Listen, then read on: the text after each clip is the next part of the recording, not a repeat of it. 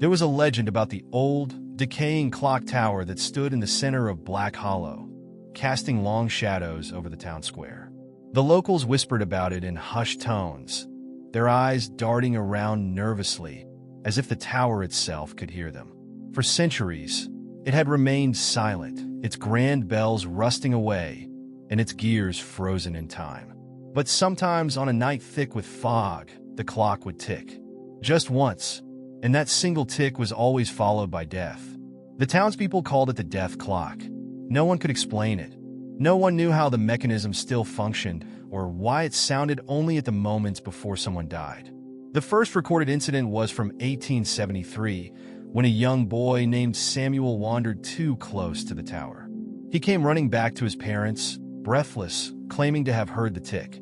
That very night, his body was found in his bed, his face twisted in a scream of unimaginable terror. There was no blood, no sign of struggle. Only the grimace of horror etched into his features. The death clock had claimed its first soul. From then on, the ticking became an omen of death, always marking the moment before the victim's heart would stop. Over the decades, the town of Black Hollow dwindled in population.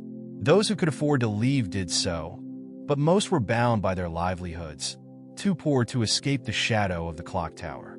Then came the night of the Great Fog, a night so thick that even the brightest lanterns couldn't pierce through it. The mist curled around the clock tower like a living thing, suffocating the streets and muffling the sound of the wind. The air felt heavy, as if soaked in dread, and the townspeople stayed indoors, trembling in their homes, hoping the death clock wouldn't tick for them. In one of the narrow alleyways near the square, young Margot Sinclair crept silently, her breath shallow as she clutched a lantern. She had been dared by the local boys to go to the tower after dark. A foolish dare, but Margot was stubborn. She wasn't going to let anyone call her a coward. As she neared the ancient structure, its silhouette loomed overhead, jagged and menacing, the face of the clock peering down at her like a great, unblinking eye. Her heart pounded as she stepped closer. The lantern light flickered, casting eerie shadows across the stonework. Margot tried to ignore the stories, the warnings. "It's just a clock," she muttered under her breath. But as she reached the tower's base, the air grew unnaturally cold. She could feel something watching her, something ancient and malevolent lurking in the dark corners of the night.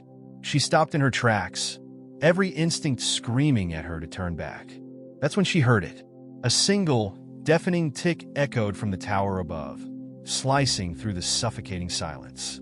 The sound rattled through her bones, freezing her blood. Margot's breath caught in her throat as her body seized with terror. She felt a sharp, invisible pressure wrap around her chest, tightening like a vice, making it impossible to move or scream.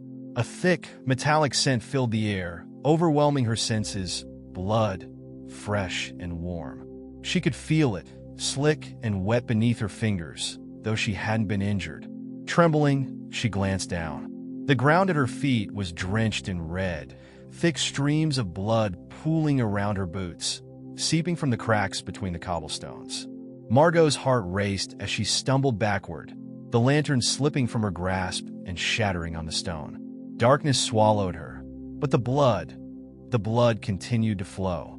And then she saw them, figures emerging from the shadows, pale, translucent, with hollow eyes that glowed faintly in the dim light of the distant moon. Their faces twisted in agony, their mouths open in silent screams. They hovered in the air, their limbs contorted unnaturally, as if frozen in the moment of death. These were the souls claimed by the death clock, the ones who had heard its cursed tick. They reached for her, their cold, spectral fingers brushing against her skin, their touch like ice. Whispers filled the air, unintelligible but full of torment, like the wails of the damned. Margot turned to run, but her legs wouldn't obey. Something held her in place, an unseen force pulling her closer to the tower. Margot's legs buckled beneath her as the invisible force dragged her closer to the blood-soaked ground. Her breath came in shallow gasps, her chest constricting with a terror she had never known before.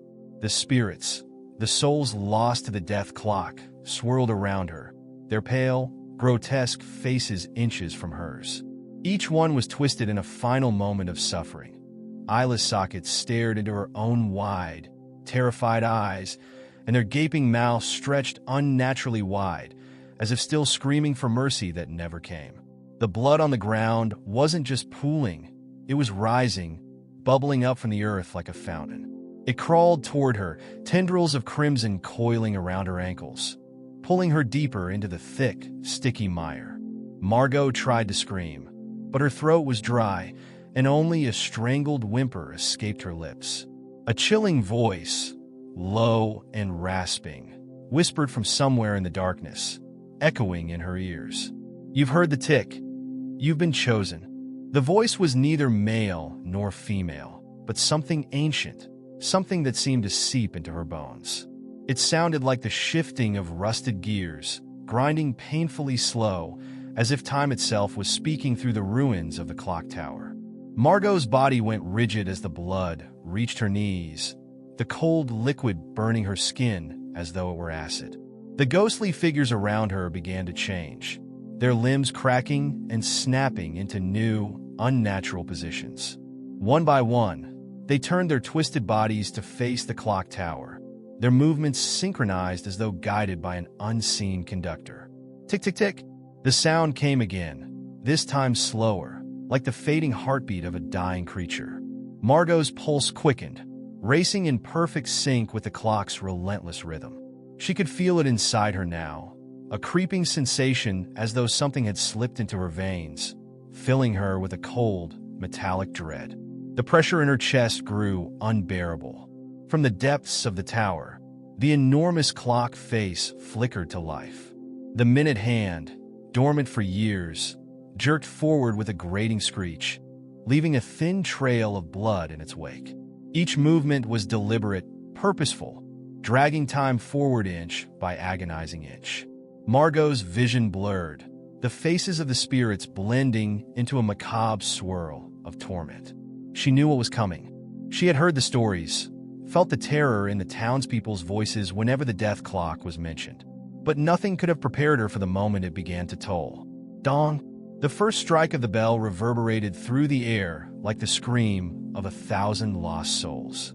Margot's body convulsed as the sound ripped through her, tearing at her insides. Her ears rang with the deafening noise, the overwhelming resonance pounding in her skull. Dong! A second chime. Blood began to pour from her nose, her ears, her mouth. Her vision darkened further, and the world around her twisted, spinning as though reality itself was fracturing. The figures, now fully grotesque and mangled, danced in a circle around her, their twisted limbs jerking to the rhythm of the death clock's tolling. As the third chime struck, the blood reached her chest. She could no longer breathe. The thick, viscous liquid was suffocating her, filling her lungs, invading her body. Margot clawed at the air, desperate for escape, but the force pulling her downward was too strong. Dong! The fourth chime sent a shiver through the town. Even the residents in their homes, hiding under blankets, felt it.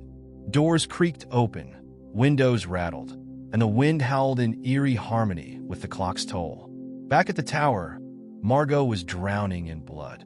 Her body sank deeper, the cold, thick liquid pulling her into its dark, endless depths. But just before the fifth chime struck, she heard a voice.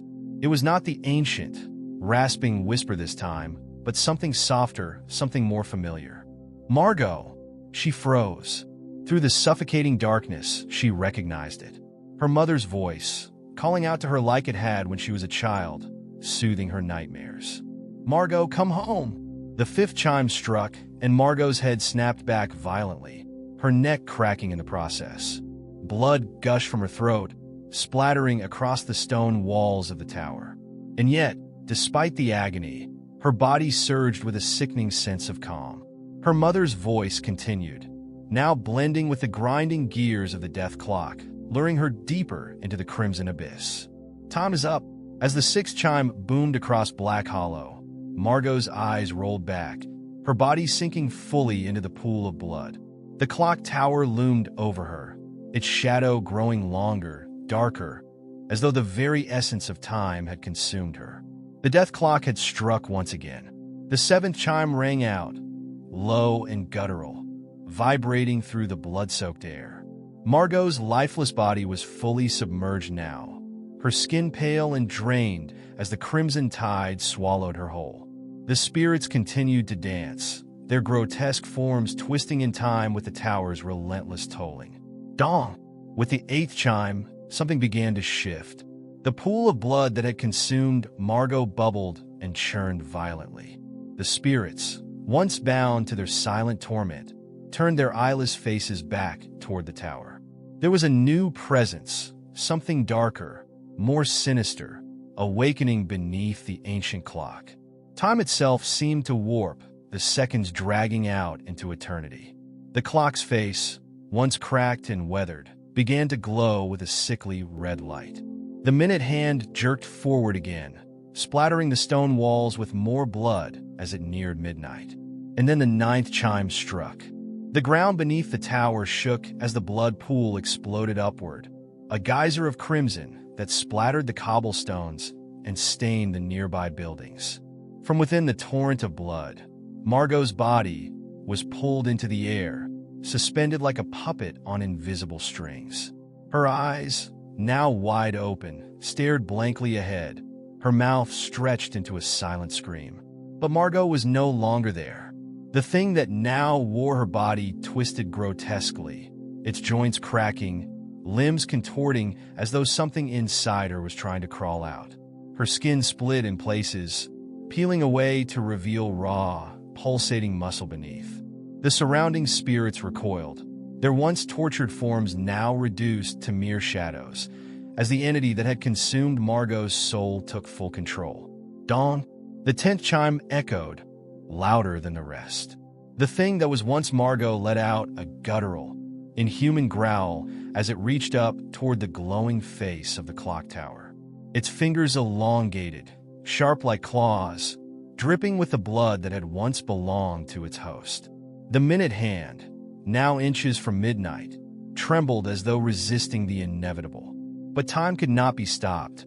With the 11th chime, the entity let out a terrible scream, its voice a mixture of Margot's terrified wail and something far older, something ancient and malevolent.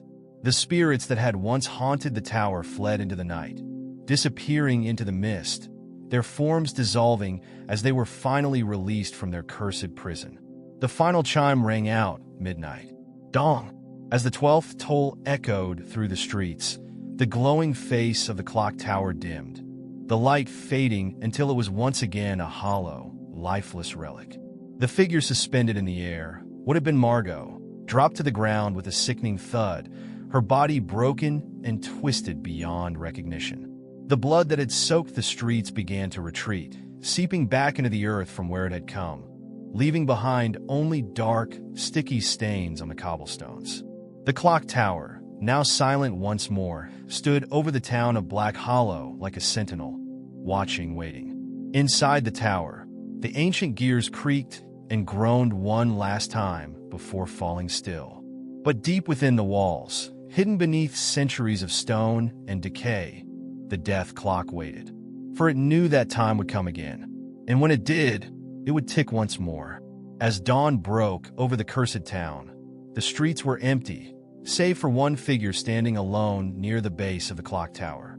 An old man, his face gaunt and hollow, stared up at the ancient structure with knowing eyes. He had heard the stories, lived through them all. He whispered to himself as he turned to leave. No one escapes the death clock, not forever. And with that, the legend continued. The death clock would always strike. It was only a matter of time.